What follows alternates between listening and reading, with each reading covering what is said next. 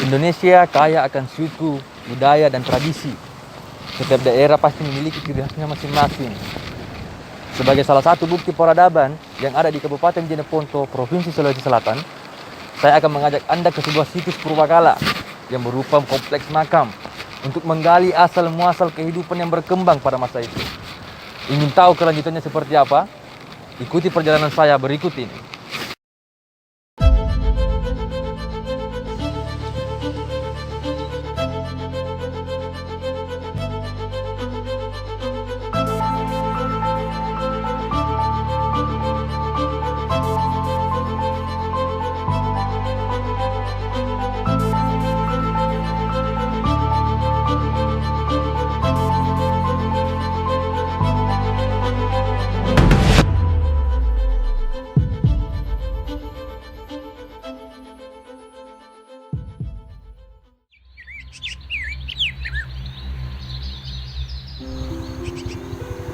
Jeneponto merupakan salah satu kabupaten yang terletak di Sulawesi Selatan. Masyarakat setempat menyebut tempat tinggal mereka dengan julukan Bumi Turatea, julukan yang berarti tanah di mana orang dari langit datang. Jeneponto atau Bumi Turatea terbentuk dari dua kerajaan di masa lalu, Kerajaan Bangkalat dan Binamu.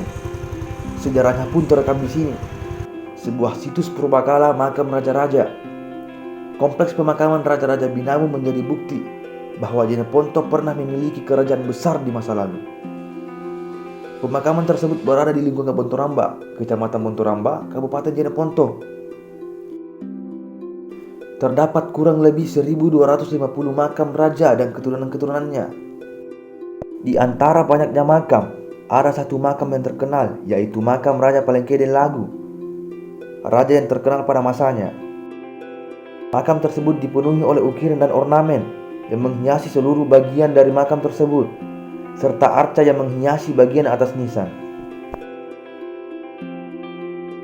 Sekarang saya akan mewawancarai salah satu juru pelihara yang ada di kompleks makam Raja-Raja Binamu ini. Makam Raja-Raja Binamu, Kelurahan Bontoramba, Kecamatan Bontoramba, Kabupaten Jeneponto. Jadi ini Karaim Palengkeden Lagu. Masalah sejarahnya itu Karaim Palengkeden Lagu, dia suka Pak Loteng Ayang, nangai lampai Pak Betejangang. Jadi ini ada tanda buktinya, ada ayatnya toh. Nih, Yang diukir-ukiran sini, ini ukirannya ini. Jadi kalau dia pergi di tempat adu ayang, dia naik kuda. Dia naik kuda, diantar oleh para juri, tentara-tentara para juri. Nih, jadi diantar oleh para juri.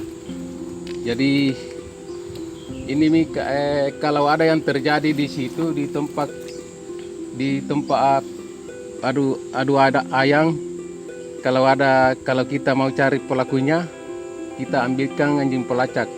Ada tanda buktinya. Ini anjing pelacak ini. Kalau ada yang sering bikin kerusuhan di situ, kita kalau mau tahu pelakunya, kita ambilkan anjing pelacak. Jadi namanya ini macang, macang di Bontoramba. Jadi ada gambarnya ini gambarnya ini, gambar macang ini, gambar toh.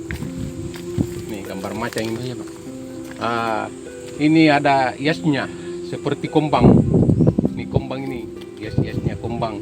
Kenapa kita cari kasih kombang supaya cantik dilihat atau indah dilihat? Ini gambar-gambarnya ini seperti kombang. Jadi ada tahunnya ada di atas. Ini tulisan lontar. Tuh, tahunnya itu. Nyaringnya Karaim Palengkeden Lagu.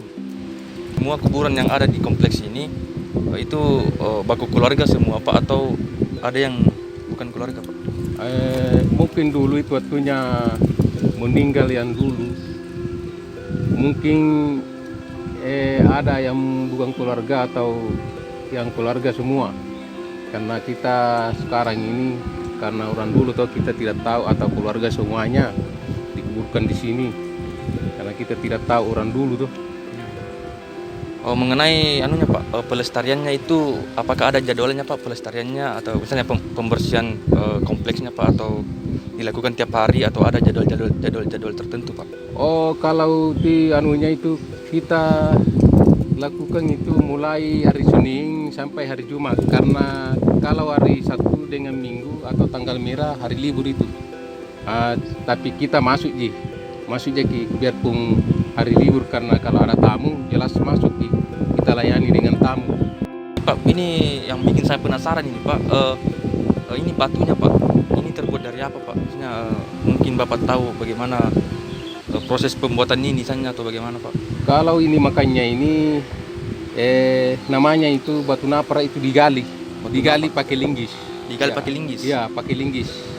Digali pakai linggis. Jadi ini keluarganya yang meninggal ini karena yang paling kecil lagu, dia beli yang pembikin itu batu, dibeli sama pembikin batu, baru dibawa ke sini. Di sini tuh dibikin. Oh, dibuat anunya, tulisannya di sini. Berarti diambil itu di tempat di desa Balungkungang, baru dibawa ke sini. Berarti Pak, batunya diambil di desa Balungkungang. Iya. Baru dibawa ke sini, baru dibentuk. Iya, di sini dilukis anunya, dibentuk dengan batunya, baru dipasang seperti semula. Ini Pak, jumlah makamnya ini ada berapa Pak? Kayaknya banyak sekali di sini Pak. Kalau jumlah makam di sini 1.250 makam yang ditahu itu makanya. Kalau yang tidak tahu mungkin bisa ada juga yang mungkin tidak bisa lebih tahu. nih Pak, Ya, dari lebih itu, karena yang tidak ada itu anunya batunya seperti itu, kita tidak tahu atau ini kuburan atau tidak yang kosong tuh. Hingga pada akhirnya pada tahun 1981 kompleks makam tersebut mulai mengalami perbaikan dan dikelola oleh Badan Pelestarian Cagar Budaya atau BPCB dan pemerintah setempat sebagai upaya untuk melestarikan agar nilai dari sejarah makam tersebut tetap terjaga.